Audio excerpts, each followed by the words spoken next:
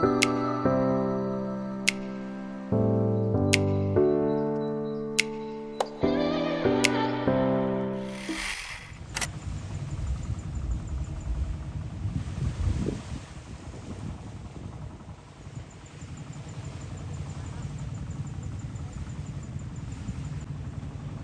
si Roberto. Oh. Tapos, andito si Mama sa kabilang side. Yan na sila. Ang labo ng camera ko.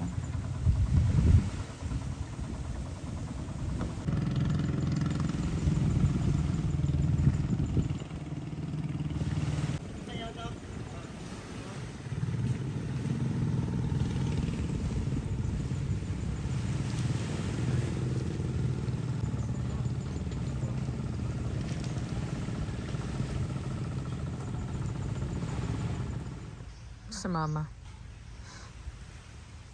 Kasi mga lubid, mga niyog ba yung malaking kahoy, guys? Hindi buli ang tawag nila eh. Oo, ang laki no? Yung parang ginagawang banig daw yan nung unang panahon eh. Oo, ang laki. Doon galing sa taas. Oo, marami yan. Pinatumba namin.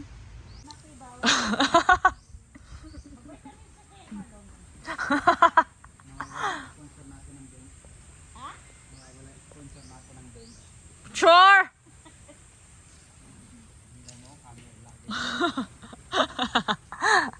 Talak ng katawan ah.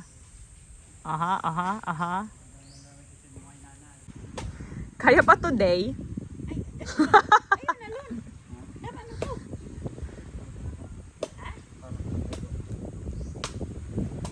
Para daw maganda tingnan Para daw aesthetic. Hello people! Alas 3 na ata ng tanghali, ng hapon. Nakapadyama pa rin ako.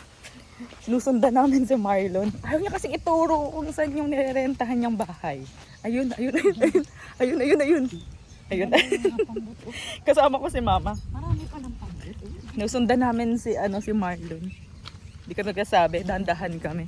Para mahanap namin yung kubo. Iya, siguro siya. Baka kalat.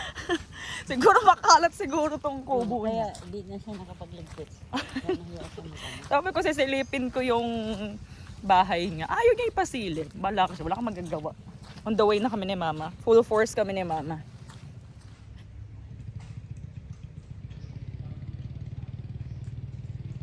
Ano, kaya ba?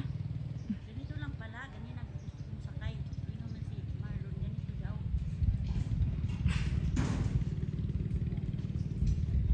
Aha. Hindi, itili mo. Hindi.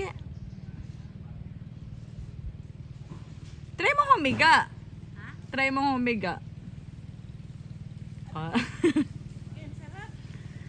Mas maliit yan kaysa dun sa isa eh. Oo, maganda to. Sure. Oo, masarap dito matulog. Madaming lamok lang sa gabi.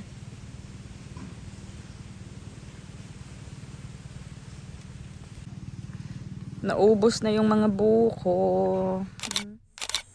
Lalim na. Hindi yan malalim.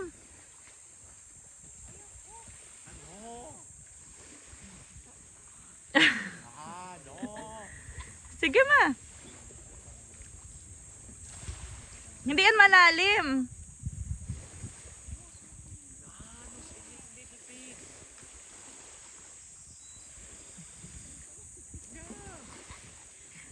Kahit hanggang tuhod. Hindi nga malalim yan. Andiyan naman si Roberto eh.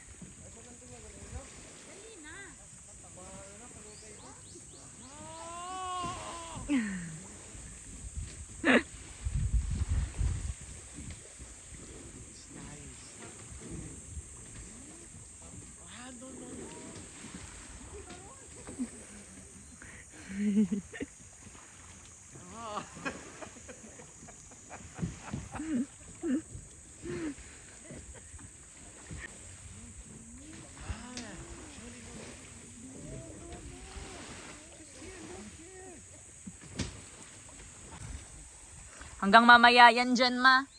Hanggang mamaya yan dyan.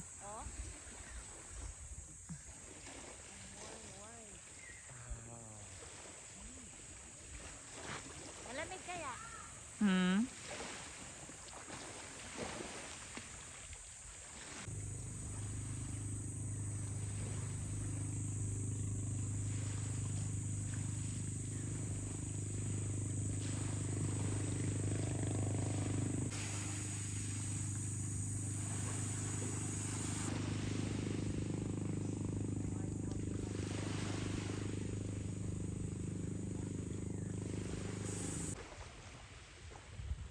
sa dagat.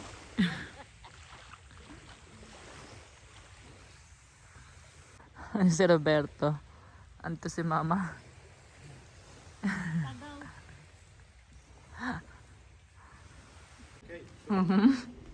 Ginising ko tong isa. Natutulog kasi siya dun sa may, doon. Yung papag namin dito, pinalipat ko dito. Ha? Kain!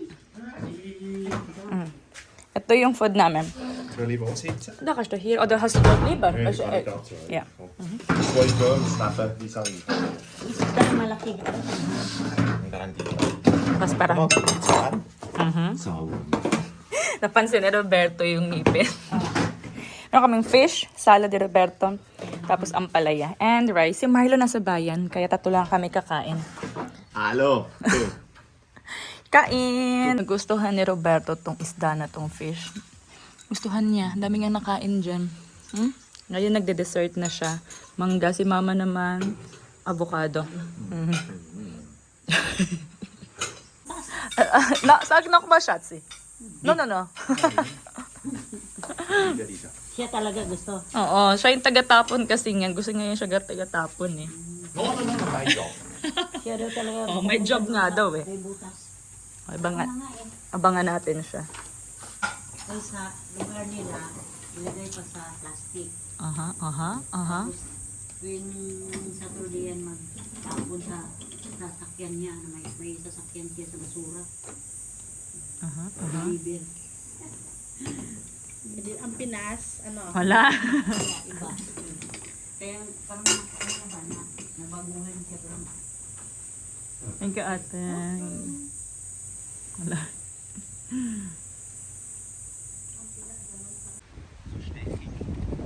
Rawr! My day? Wow. Andiyan na si Ate Beth. Saan na yung... Yun, no?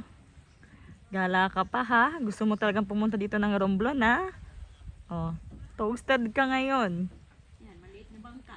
Maliit na bangka yung ginamit kasi low tide na. Itong bangka na to, yung bangka na yan, hindi na siya ginamit kasi mahihirapan sila lumabas. Kita mo na, ha? Magsagwan ka dyan. Basa. Nakapantalon pa. Tana. Nakoy dala, oh. Oo. Wala kasi bakit mo napakit dagat. Dandahan ka. Gaatad ka, bayana ka. Visit ka.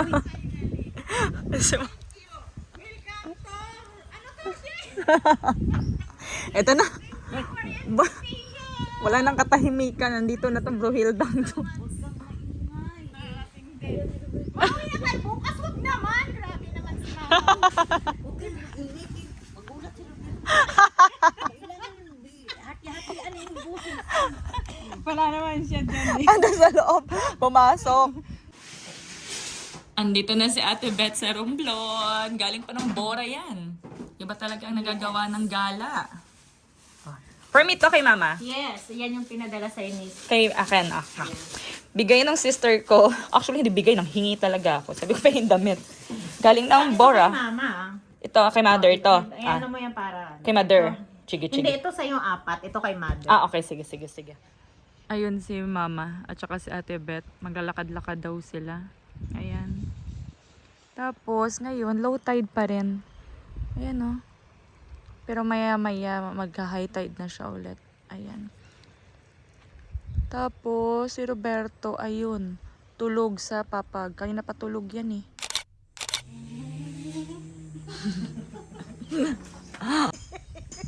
Si mama.